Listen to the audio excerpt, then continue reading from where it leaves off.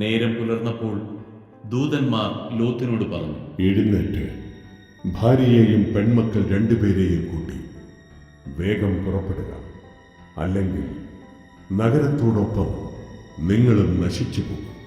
എന്നാൽ അവൻ മടിച്ചു നിന്നു.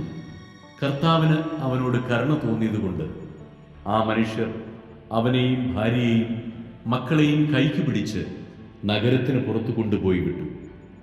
അവരെ പുറത്തു കൊണ്ടുചെന്ന് വിട്ടതിന് ശേഷം അവരിൽ ഒരുവൻ പറഞ്ഞു, ജീവൻ വേണമെങ്കിൽ ഓടിപ്പോവുക, പിന്തിരിഞ്ഞു നോക്കരുത്, താഴ്വരയിലെങ്ങും തങ്ങുകയുമരുത്. മലമുകളിലേക്ക് ഓടി രക്ഷപ്പെടുക, അല്ലെങ്കിൽ നിങ്ങൾ വെന്തു നശിക്കും. ലോത്ത് പറഞ്ഞു, യജമാനെ, അങ്ങനെ പറയരുതേ. ഞാൻ അങ്ങയുടെ പ്രീതിക്ക് പാത്രമായല്ലോ. എൻ്റെ ജീവൻ രക്ഷിക്കുന്നതിൽ അവിടുന്ന് വലിയ കാരുണ്യമാണ് കാണിച്ചിരിക്കുന്നത്. എന്നാൽ മലയിൽ ഓടിക്കയറി രക്ഷപ്പെടാൻ എനിക്ക് വയ്യ.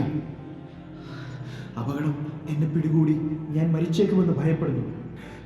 ഇതാ, ആ കാണുന്ന പട്ടണം ഓടി രക്ഷപ്പെടാവുന്ന അത്ര അടുത്താണ്, ചെറുതുമാണ്. ഞാൻ അങ്ങോട്ട് ഓടി രക്ഷപ്പെട്ടുകൊള്ളട്ടെ. അത് ചെറുതാണല്ലോ, അങ്ങനെ എനിക്ക് ജീവൻ രക്ഷിക്കാം. അവൻ പറഞ്ഞു, ശരി, അക്കാര്യവും ഞാൻ സ്വീകരിച്ചിരിക്കുന്നു.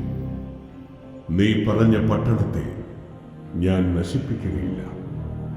വേഗമാവട്ടെ, അങ്ങോട്ടോടി രക്ഷപ്പെടുക. നീ അവിടെ എത്തും വരെ എനിക്കൊന്നും ചെയ്യാനാവില്ല. ആ പട്ടണത്തിന് സോവാർ എന്ന് പേരുണ്ടായി. ലോത്ത് സോവാറിലെത്തിയപ്പോൾ സൂര്യൻ ഉദിച്ചു കഴിഞ്ഞിരുന്നു. കർത്താവ് ആകാശത്തിൽ നിന്ന് സോദോമിലും ഗൊമോറായിലും അഗ്നിയും ഗന്ധകവും വർഷിച്ചു. ആ പട്ടണങ്ങളെയും താഴ്വരകളെയും അവയിലെ നിവാസികളെയും സസ്യലതാദികളെയും അവിടുന്ന് നാമാവിശേഷമാക്കി. ലോത്തിന്റെ ഭാര്യ അവന്റെ പിറകെ വരികയായിരുന്നു. അവൾ പിന്തിരിഞ്ഞു നോക്കിയതുകൊണ്ട് ഒരു ഉപ്പുതൂണായി തീർന്നു.